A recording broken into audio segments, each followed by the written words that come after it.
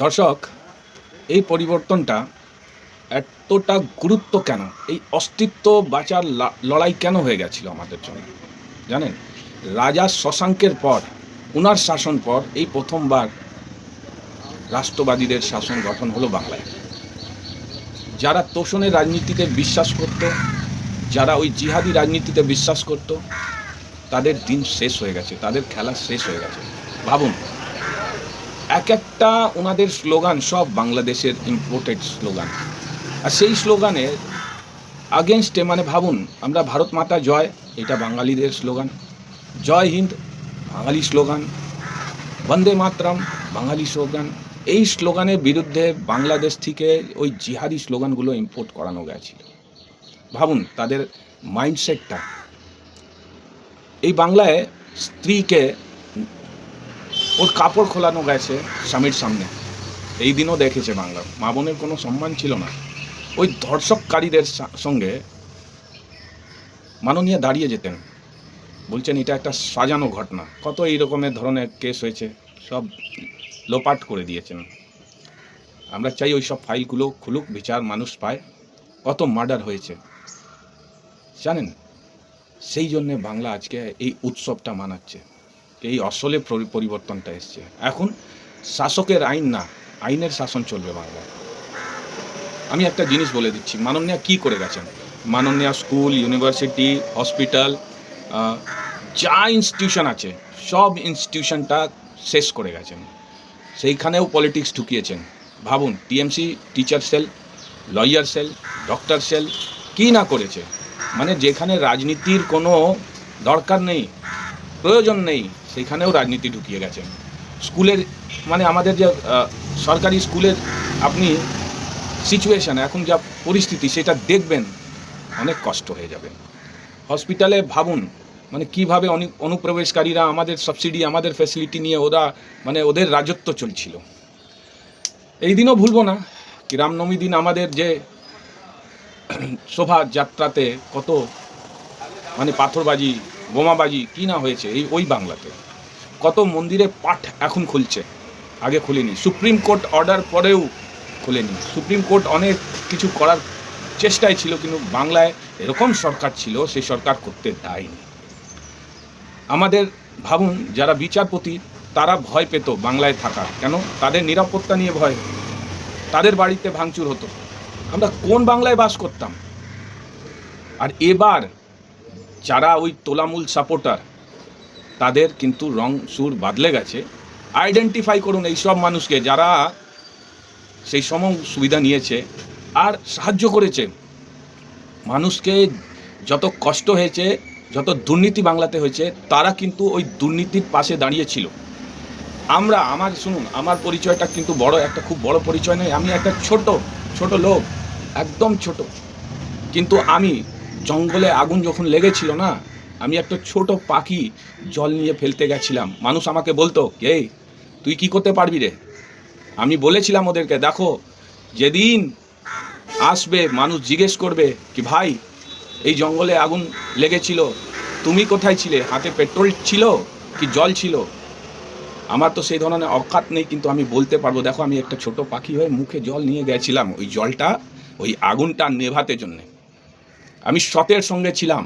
অনেক লোক বলে কি হ্যাঁ তুই বিজেপি করিস, সেই জন্যে টাকা পয়সা নিয়ে ভিডিও করিস। ভাই টাকা পয়সা লাগে না, আমাদের স্বার্থ ওই টাকা পয়সা দিয়ে হয় না। আমার একটাই স্বার্থ, বাঙালিদের মাথা উঁচু থাকুক। আমার বাংলার, মানে আমি যে বাংলায় জন্ম নিয়েছি, ওই বাংলাটা সোনার বাংলা নিজের চোখ দিয়ে দেখতে চাইছি।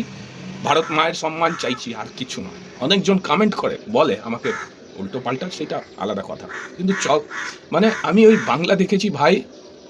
কত মেয়েদেরকে কনভার্সন করানো হয়েছে, লাভ জিহাদ। ভাবুন কত শাসানি হয়েছে। এখন তো বেরোবে সব রিপোর্ট। মানে এসএসকেএমের ডাক্তার, যে নতুন ডাক্তারগুলো থাকছে পড়ুয়ারা, তাদেরকে কাপড় খুলিয়ে বসিয়ে দিত এই টিএমসি নেতারা ভিতরে। ভিডিওটা তো শুনছেন, আপনারা তো দেখছেন, অনেক শাসানি। ভাবুন কেন? মাননীয় একটা প্রকল্পিতভাবে আগে শিক্ষা শেষ করলেন, তারপরে ইন্ট্রোডিউস করলেন রিপ্লেসমেন্ট অফ, মানে হিস্ট্রিকে কীভাবে ডিস্ট্রট করা যায়। আপনি আপনার নাম অষ্টম ক্লাসে ইতিহাস বই, তার মধ্যে মানে ওই সিঙ্গুর আন্দোলন নিয়ে কথাবার্তা লেখা আছে, আপনার নাম ওর ভিতরে ঢুকে গেছে। দেখুন আজকে আপনি ইতিহাস হয়ে গেলেন। ভাবুন কত জ্বালানি হয়েছে। উনি প্রকল্পিতভাবে বাঙালি সোসাইটি, আমাদের যে ইন্টিগ্রেটেড বাঙালি সোসাইটির যা চিন্তা ভাবনা সব নষ্ট করে দিয়েছিলেন। 16ই আগস্ট খেলা হবে দিবস, আরে ভাই 16ই আগস্ট ছিল ওই দিনটা আমি মানে আমার মানে 14 গোষ্ঠী মানে করতে পারবে না। ওই দিনটা ছিল direct action day, Suhrawardy direct action day call করেছিল। গোপাল পাঠার মতন মানুষ আমাদের ইতিহাস থেকে বার করা হয়েছে, ওদেরকে ওনাকে মুছে দেওয়া হয়েছে। কি কন্ট্রিবিউশন করেননি উনি?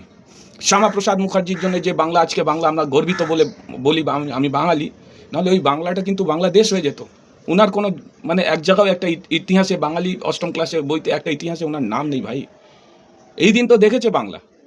আর এখন দেখুন ওই টিচার সেলের লোক, ওই লয়ার সেলের লোক, ওই ডাক্তার সেলের লোক, এখন সব যে ভালো ভালো জায়গায় ছিল, যাদের অভিজ্ঞতা নেই কিন্তু তারা রস খেয়েছে, তাদেরকে এখন রস খেতে দেবেন না। কেউ রস খাবে না। এই বাংলায় কেউ রস খেতে আসেনি। এখন কাজ করার সময়, বাংলাকে এখন ভালোভাবে গড়তে হবে আমাদেরকে। এই রাজনীতি আর মানে কমন লাইফের রাজনীতি দরকার নেই। ওই রাজনীতি আমি দেখেছি, কাউন্সিলররা কিভাবে এসে বাড়ির সামনে বলে যেত, ভাই ভোট কোথায় দিতে হবে, মানে তুমি কি করছো না করছো, একটা স্বাভাবিক সাধারণ জন, তার বউ কোথায় যাচ্ছে, বাচ্চা কোথায় পড়ছে, তারা কি করছে, সব জায়গায় রাজনীতি। দুটো ভাইতে ঝামেলা হচ্ছে, অশান্তি প্রপার্টি নিয়ে, সেইখানে রাজনীতি, সব জিনিসের রাজনীতি ঢুকিয়ে দিয়েছিলেন তিনি নিজেকে। ভাবুন এই জাস্ট একটা স্টেজ উনি তৈরি করেছিলেন। উনি কিন্তু কিম জং ইয়াং আর হিটলার থেকে কম ছিলেন না। উনার রাজনীতির জন্য কত মানুষ মারা গেছে। স্টেজে যে মন্তব্য করতেন উনার ভাইপো বা উনি, ওই মন্তব্যর জন্য কতজনের প্রাণ হারা হয়েছে এই বাংলায়। আর আমি ওইটা দেখতে চাই না। অনেক লোক ওই যে বাংলা পক্ষ, ভাই 370 বাতিল হওয়ার পর ওই যে হুরিয়ত কনফারেন্স ছিল না, যে ভারত বিরোধী কাজ করতো জম্মু কাশ্মীরে, তাদের কি সর্বনাশ এসছে জানো? তোমারও ওই হবে। গর্গ চ্যাটার্জি তোমাকে বলে দিচ্ছি, যে তুমি ভারত বিরোধী কথা বলেছো, যে তুমি মন্তব্য করেছো, আরে ভাই একটা গুজরাটি, রাজস্থানী, একটা বিহারি, উত্তরপ্রদেশ থেকে লোক যদি বাংলায় এসে কাজ করছে, বাংলায় কাজ করার জন্য ওকে তুমি বলছো বহিরাগত। আর যারা আসলে বহিরাগত, যারা বাংলাদেশ পদ্মা ওপার থেকে এসছে জিহাদিরা, তাদেরকে তুমি বলেছো? বলতে পারবে না। ওই কলকাতা পুলিশ দেখেছি নোটিশগুলো ইস্যু হতো উর্দু ল্যাঙ্গুয়েজে। আমি ওই দিন দেখেছি পিতৃপক্ষে চলে যেতেন মাননীয়া আমাদের দুর্গা পণ্ডালটা উদ্বোধন করার জন্যে হিজাব পরে। আর তুমি কি বলছো দুর্গা পূজাকে নবরাত্রি হতে দেবে না? আরে ভাই তুমি কনসেপ্টটা বোঝো। রক্ষাবন্ধনকে মানে রাখিকে রক্ষাবন্ধন হতে দেবে না, তুমি এই কনসেপ্টটা বোঝো?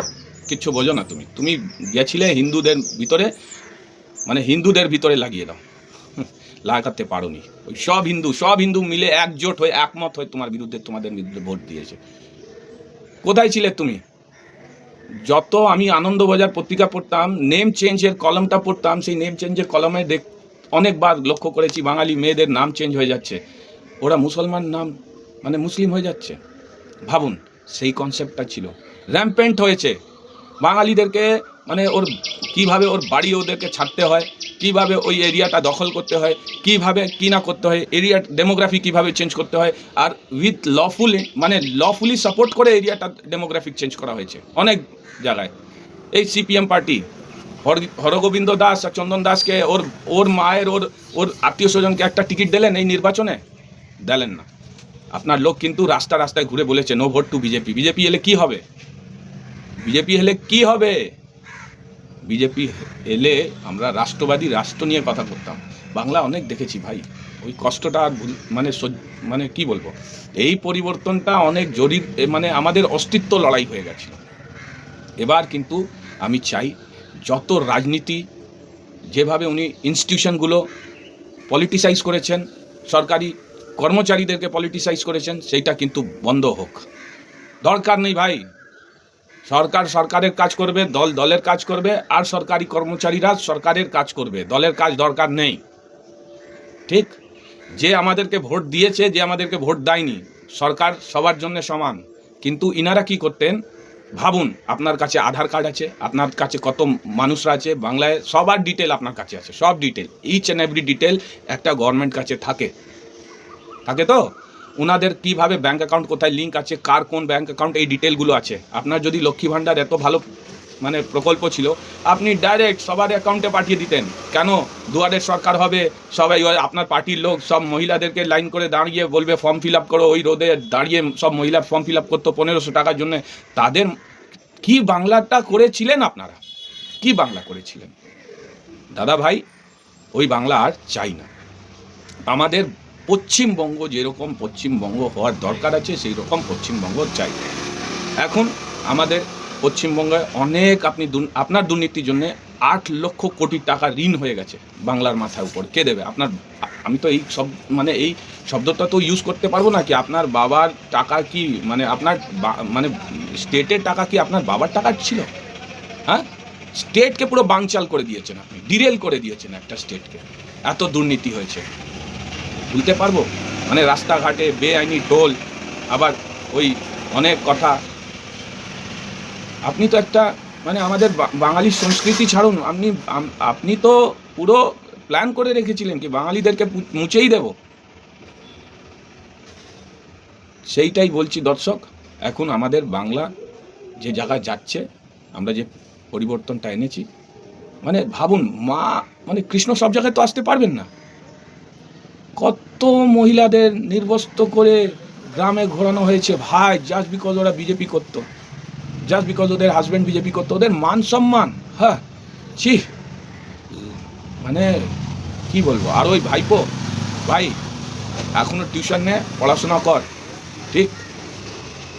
তুই আমাদের যত মানে ক্ষতি করেছিস বাংলার, তোমরা যত ক্ষতি করেছো সেই ক্ষতি কিন্তু আর মানে রিকভার করতে গেলে অনেক বছর লেগে যাবে। কিন্তু দারুণ কাজ করতে যাচ্ছে এখন এই সরকার, যে শুভেন্দু অধিকারী, মাননীয় শুভেন্দু অধিকারী নেতৃত্ব কাজ করছে, সে দারুণ কাজ করতে যাচ্ছে। আগে তো আপনার আমলাগুলো যত মানে চটি চাটা সরকারি কর্মচারী, তাদের উপর তো ভালো করে অ্যাকশন। তারপরে আপনার যত লোক যত পলিটিসাইজ করেছেন, ইনস্টিটিউশন যত পলিটিসাইজ করেছেন, সেটা কারেক্ট করার দরকার, আর সেটা করবে। যত কেস পেন্ডিং সেই ফাইলগুলো খুলবে, যত কেস বিচারাধীন আছে তাদের ফাইলগুলো খুলবে, যত মার্ডার হয়েছে তাদের ফাইল খুলবে, যত রেপ হয়েছে, ধর্ষণ হয়েছে তাদের ফাইল খুলবে, যারা বিচার পায়নি তাদের বিচার করে দিতে হবে। সেই যে আমাদের আইনি ব্যবস্থা যে মানে আপনি বানচাল করে দিয়েছিলেন, এখন ওই আইনি ব্যবস্থাকে একদম ওর মেরুদণ্ডটা সোজা করতে হবে। কি বলবেন দর্শক? আপনার নিজের মতামত জানাবেন। যদি আমার সঙ্গে একমত আছেন তাহলে এই ভিডিওটা নিশ্চয়ই লাইক করবেন, চ্যানেলটা সাবস্ক্রাইব করবেন, শেয়ার করুন, যত পারুন শেয়ার করুন।